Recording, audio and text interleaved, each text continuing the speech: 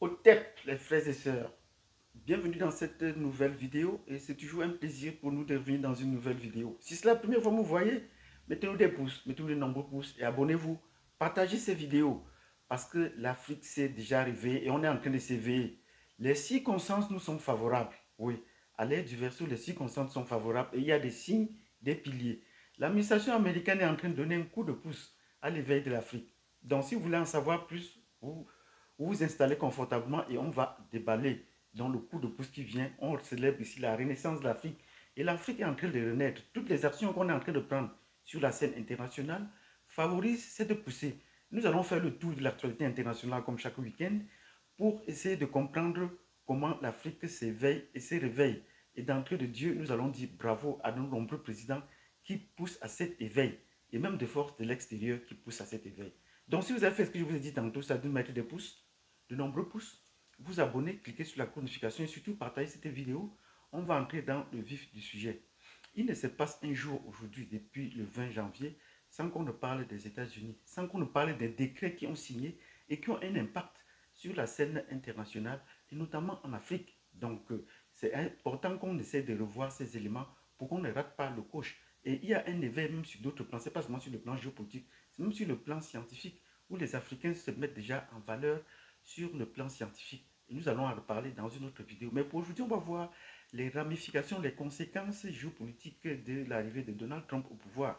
Parce que c'est la deuxième fois qu'il arrive au pouvoir. Il a fait une première fois et que nous avons bien suivi cela. Notre expérience va parler en ce moment-là. Et cette fois-ci, il arrive et on a l'impression qu'il est un peu pressé. Il fait les choses un peu à la va-vite. Ben, c'était déjà bien préparé. Donc, à quelque chose, malheur est bon. Le répit que Biden lui a donné l'a préparé à faire des choses, à mettre les petits plats dans les grands et à voir ce qui avait lieu de faire immédiatement. Et tout ce qu'il a promis, il est en train de les réaliser, de les accomplir. Ce ne sont pas des promesses qui allaient passer le temps à être ressassées, remuées, dire qu'on est rattrapé par la réalité ou pas. Non, tout ce qu'il a promis, il est en train de le faire. Est-ce que vous connaissez le président, le vice-président de Donald Trump? Est-ce que vous le connaissez? Très peu de gens ne le connaissent pas. Déjà là, on doit rappeler que ce n'est pas Elon Musk, que beaucoup de gens confondent. Ce n'est pas Elon Musk qui est son vice-président. Son vice-président s'appelle J.D. Vance. Donc, cette semaine, il a fait un tour à Paris. Donc, il est parti visiter Macron euh, pour essayer de parler. Et la phrase qu'il a retenue, qui sort de son truc, c'est pour dire que la Russie n'est pas la menace pour l'Europe. La Russie n'est pas la menace pour l'Europe. Il a bien raison de rappeler ça devant les Français parce que le président français et les autres membres du gouvernement n'ont cessé de dire que la sécurité de l'Europe est menacée à cause de la Russie. La Russie va tout envahir. La Russie, après, va envahir les pays les uns les autres. Les pays de l'OTAN ont fait des manifestations pour dire que si la Russie attaquait d'un côté, du côté des Pays-Bas, du côté des pays scandinaves, du côté de l'Europe de l'Est, qu'est-ce qu'on va faire? On a fait tous ces scénarios-là et qui sont en train de s'écrouler. Donc en disant ça, Vendance en disant ça devant les Français, la Russie n'est pas une menace pour l'Europe. On met fin donc à cela. Et vous voyez, les conflits sont en train de s'achever d'eux-mêmes. Les principaux protagonistes qu'on avait sur la scène, qui animaient la scène de temps en temps, sont en train de s'étendre. Donc nous osons croire que, comme le précédent mandat de Trump, précédent mandat de Trump, dans son premier mandat, il n'y avait pas eu de guerre pendant son premier mandat. Cette fois-ci, il serait pareil. Les guerres sont en train de s'achever, de se tasser progressivement.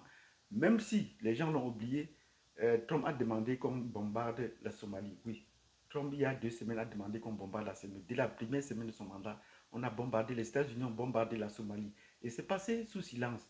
Donc voilà des situations qu'il faudrait qu'on rappelle que les États-Unis restent après tout un État belliqueux. Même si aujourd'hui, son administration pense, sa nouvelle administration pense que on doit résoudre les problèmes plus du côté diplomatique.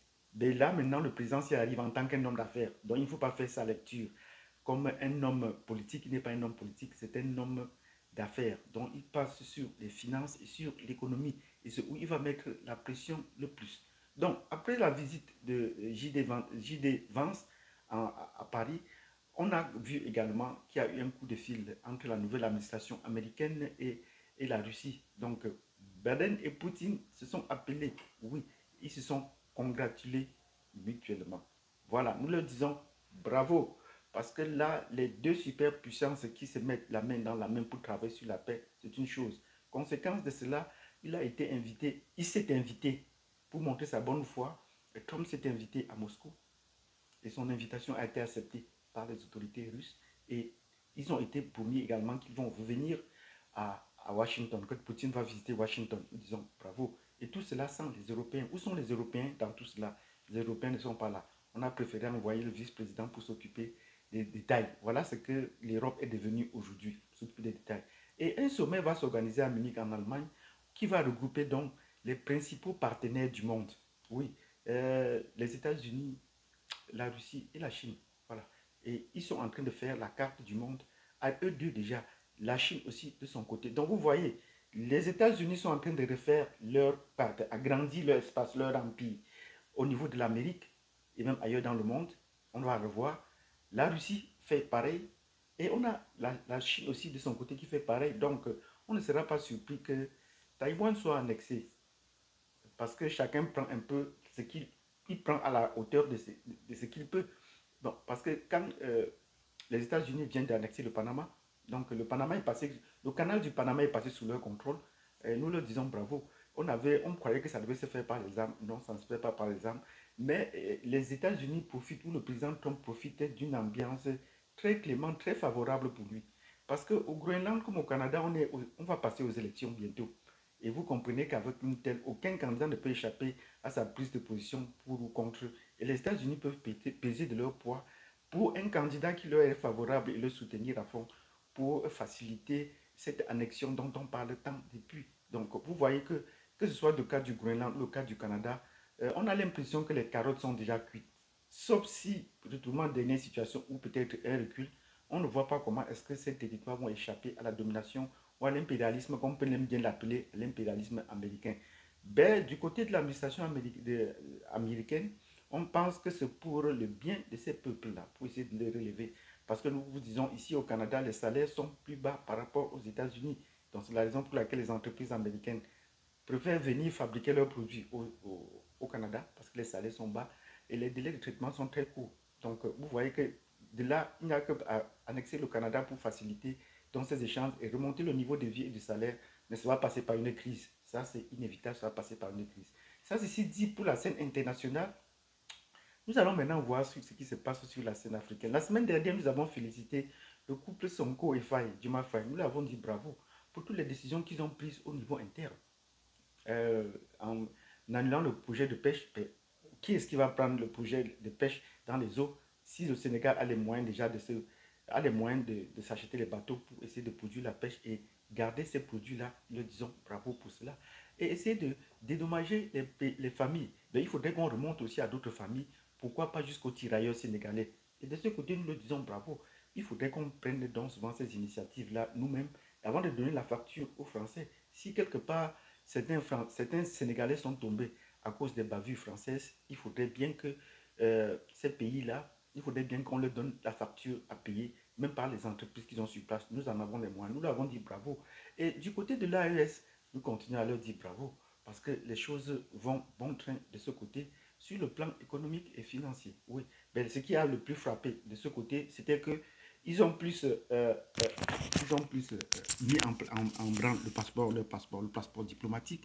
Nous leur disons bravo pour cela, pour leur passeport qu'ils ont pu mettre en avant et que ça leur décline déjà une certaine autorité sur le plan international. Même si la France boude le passeport de l'AES, il faut le dire, la France boude le passeport de l'AES, ben, ils n'ont pas de choix. Ce serait admis par les autres pays et l'AES ne va que continuer à s'étendre. Ben, nous passons maintenant du côté du Tchad. On apprend que le Tchad également veut participer à la guerre avec la Russie. La situation du Tchad est un peu en ballottage ces derniers temps. Le Tchad a demandé aux Français de partir et les Français sont partis, non sans dire leur dernier mot en menaçant de faire un coup d'État avant de partir. Et nous disons bravo au président Déby, parce qu'il a également pu résister et sortir vif de ce coup d'État.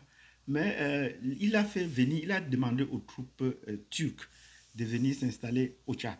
Oh, nous pouvons le dire bravo, c'est une situation controversée. Nous pouvons le dire bravo pour ça parce que là, on peut dire que c'est un nouveau maître. On s'attendait au maître russe, mais c'est un maître turc. Est-ce que les Turcs ont les moyens militaires de protéger le territoire? Oui, ils ont ces moyens-là. Ben, faire venir les Turcs, n'oublions pas que les Turcs font également partie de l'OTAN. Donc, il fait partie les Français qui étaient dans un commandement séparé de l'OTAN pour faire venir les Russes, les Turcs qui sont dans le plein commandement de l'OTAN là, il y a moyen de s'inquiéter. Et quand ils disent qu'ils veulent participer à la guerre en Russie, on pense que voilà un pays de plus soutenu par l'OTAN qui va aller en guerre dans les pays africains. Donc, c'est une situation un peu ambiguë. On peut le féliciter, mais on a beaucoup de critiques sur la situation là-bas. Est-ce qu'en RDC, Congo, contre le Rwanda, c'est les hommes qui manquent pour faire la guerre? Nous pensons que non. Le pays est assez peuplé, il y a assez de moyens pour pouvoir mener cette guerre tout seul. Ben, maintenant qu'on invite tout le monde dans ce conflit, c'est pour essayer de noyer le poisson. Nous le disons depuis tantôt, c'est pour essayer de noyer le poisson. Il faudrait que les Congolais eux-mêmes, la République démocratique, prennent le taureau en marche, prennent les mains, prennent le taureau par les cornes. C'est ce qu'on devait dire. Nous avons demandé ici plusieurs fois que, ben, pour ceux qui discutent là, pourquoi est-ce qu'on ne ferme pas la frontière contre le Rwanda? C'est ce que le Burundi a fait. Le Burundi, s'il va soutenir le Congo, il faut bien qu'il ferme la frontière avec le Rwanda. C'est ce qu'ils ont fait. Parce qu'on ne peut pas être en guerre contre le Rwanda, étant avec des frontières avec le Rwanda au Congo, sans fermer vos frontières. Il faut que vous vous rendre sécure. Donc voilà la situation qui s'est présentée là-bas au courant de cette semaine. Et ça a dégénéré. Même le président Ramaphosa en a intervenu et il continue d'intervenir, à se préparer pour cela. Mais l'Afrique du Sud d'aujourd'hui n'est plus l'Afrique du Sud d'hier. Parce que nous n'oublions pas qu'il y a 3 pays africains qui font partie des BRICS. Il y a la plus sud-africaine qui est membre fondatrice des BRICS. Il y a l'Éthiopie qui sont entrés récemment et l'Égypte. Ces 3 pays-ci font partie des BRICS. Nous invitons également les pays de l'AES à faire partie des BRICS. La plus centrafricaine est un peu à mi-chemin pour adhérer aux BRICS, même s'ils n'ont pas encore adhéré officiellement, mais ils sont un peu à mi-chemin dans ce sens-là. Il faudrait qu'ils déposent officiellement la candidature. Nous allons vous dire pourquoi dans une autre vidéo. Si vous voulez en savoir, posez la question. Je vais vous dire pourquoi est-ce qu'ils sont à mi-chemin entre les BRICS et l'OTAN, si on peut dire ça ainsi. Donc, si vous avez bien compris cette vidéo, nous avons fait le tour de l'actualité et nous avons félicité certains présidents. Nous avons fait beaucoup de présidents, notamment américains, qui sont en train de prendre des actions sur le plan international, les pays de l'AES. Et nous disons également un grand bravo à Cyril Ramaphosa dans sa façon d'interagir avec les réactions du président Trump, de leur rappeler, parce que nous savons que le président Trump n'a pas peut-être toutes les capacités de dossier de l'Afrique du Sud. C'est Elon Musk qui est d'origine sud-africaine qui doit piloter normalement ce dossier parce que c'est son pays d'origine. Nous le disons, bravo, avoir suspendu les activités économiques avec les États-Unis, fermer les entreprises américaines et leur demander d'aller se chercher ailleurs. Nous le disons, bravo. C'est comme ça que l'Afrique devait normalement se comporter. Je vous souhaite un excellent week-end et nous donnons rendez-vous la prochaine fois. Merci. N'oubliez pas donc de vous abonner, de cliquer sur la notification et surtout de partager ces vidéos. À tantôt.